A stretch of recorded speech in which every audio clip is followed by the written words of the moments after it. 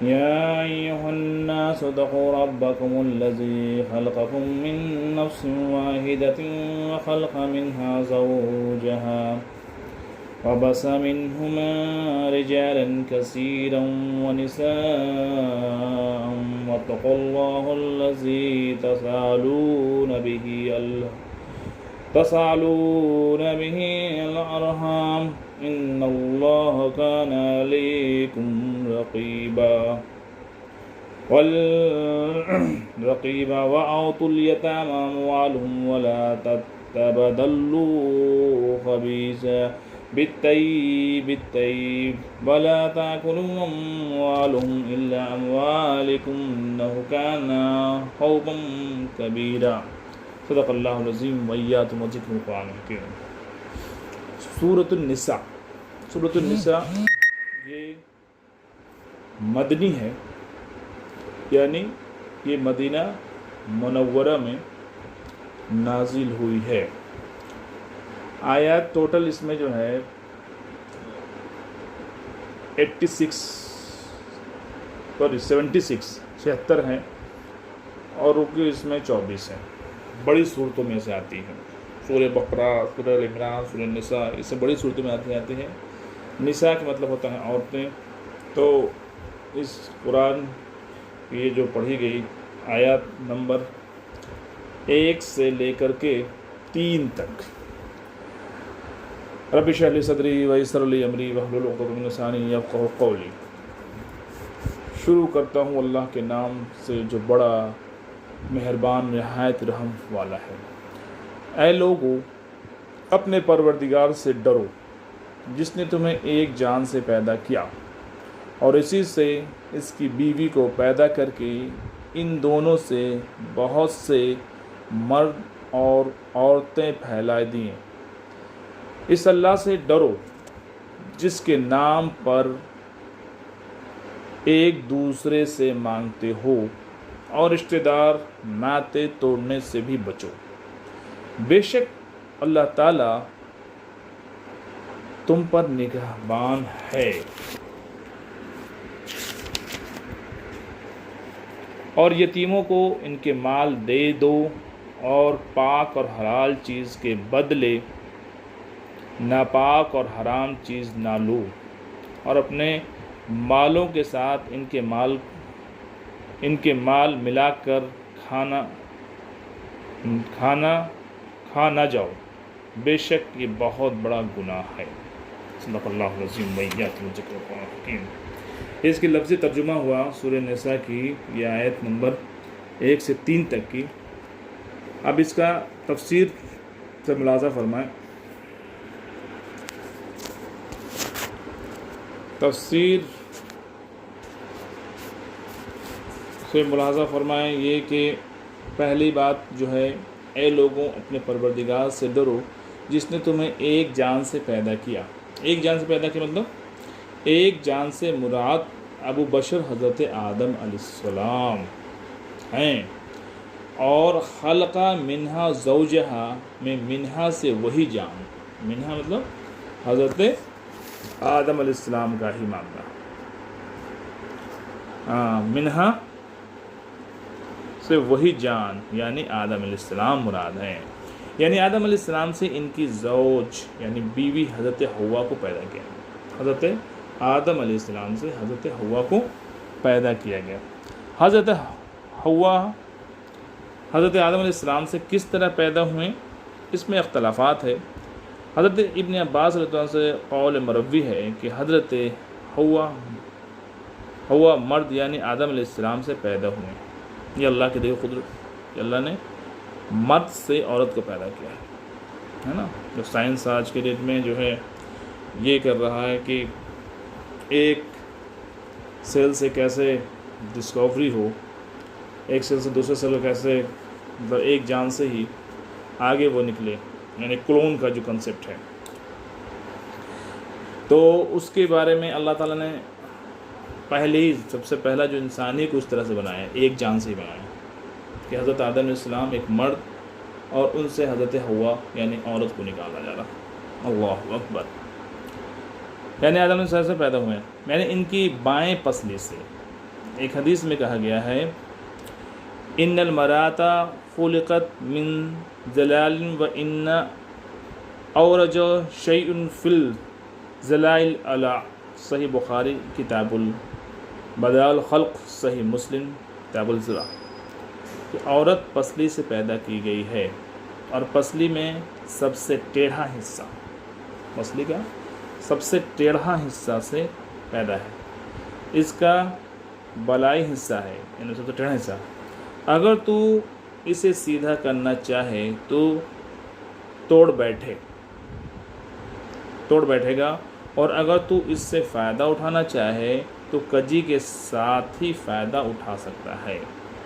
یعنی بعض علماء نے اس حدیث سے استدلال کرتے ہوئے حضرت ابن عباس رضی اللہ عنہ سے منقول رائے کی تائید کی۔ قرآن کے الفاظ خلقہ منہا سے اسی موقف کی تائید ہوتی ہے۔ حضرت حوا کی تخلیق اسی نفس واحدہ سے ہوئی ہے جسے آدم کہا جاتا ہے، یعنی آدم علیہ السلام سے حضرت حوا کا ہوا ہے۔ اب دوسری بات جو اللہ تعالیٰ نے فرمایا ہے، اور اسی سے اس کی بیوی کو پیدا کر کے ان دونوں سے بہت سے مرد اور عورتیں پھیلا دیں، اسی اللہ سے ڈرو جس کے نام پر ایک دوسرے سے مانگتے ہو، اور رشتے ناطے توڑنے سے بھی بچو۔ اب والارحام کا عطف اللہ پر ہے، یعنی رحموں رشتے ناتوں کو توڑنے سے بھی بچو۔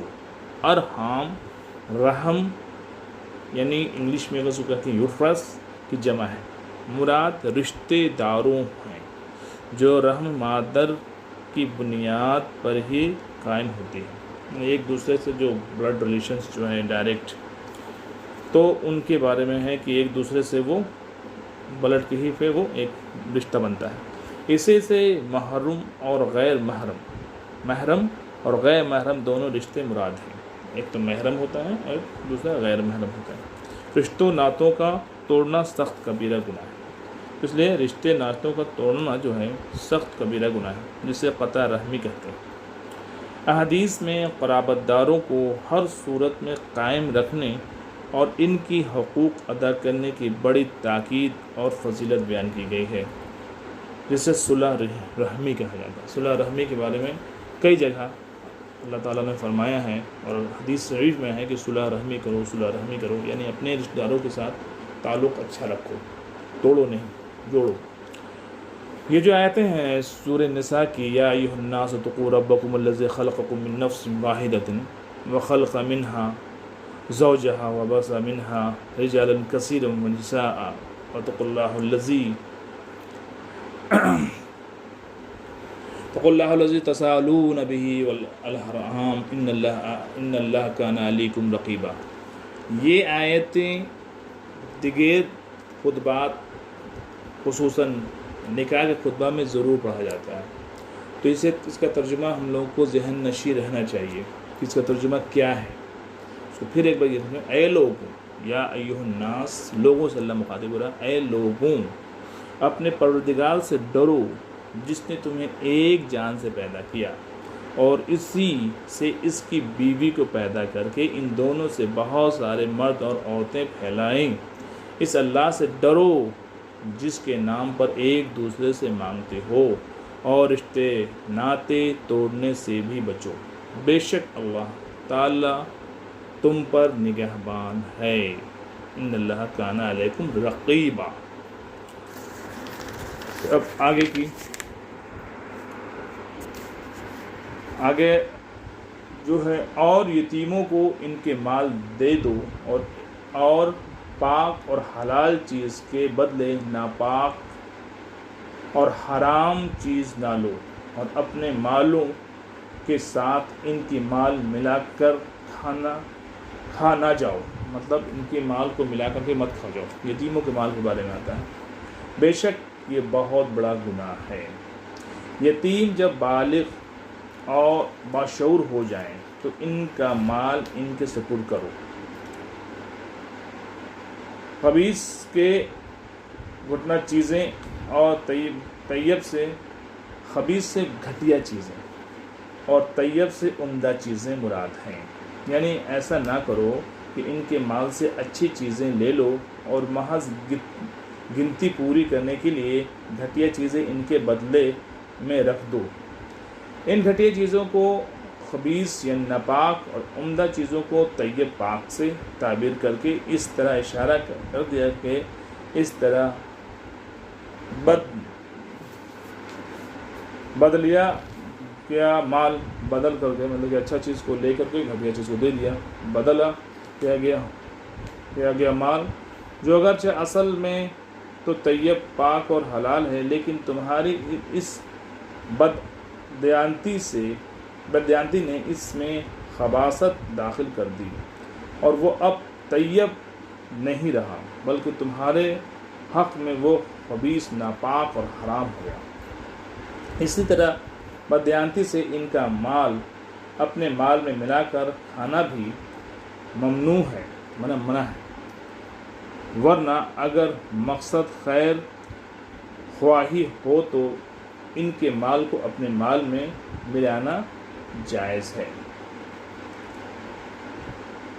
تو اس آیت میں اللہ رب العزت نے کلیئر کر دیا ہے کہ طیب مال کو ناپاک مال، خبیث مال سے نہ ملاؤ، یعنی یتیموں کا جو مال ہے اس کے ساتھ پوری جسٹس کرو، انصاف کرو، اور ان کو جب وہ باشعور ہو جائیں تو ان کو دے دیا کرو، کیونکہ عرب میں اس چیز کا سب سے زیادہ کیا جاتا تھا کہ جو یتیم ہو جاتے تھے ان کے ساتھ بڑی بے انصافی ہوتی تھی، ان کے مالوں کو کھا جاتے تھے لوگ، اور ان کو وہی چیز ایک گنتی کی چیز دے دیتے تھے، جس سے بیچارے کے ساتھ بڑی مشکل ہو جاتی تھی، ان کی زندگی کرنا بسر مشکل ہو جاتا تھا۔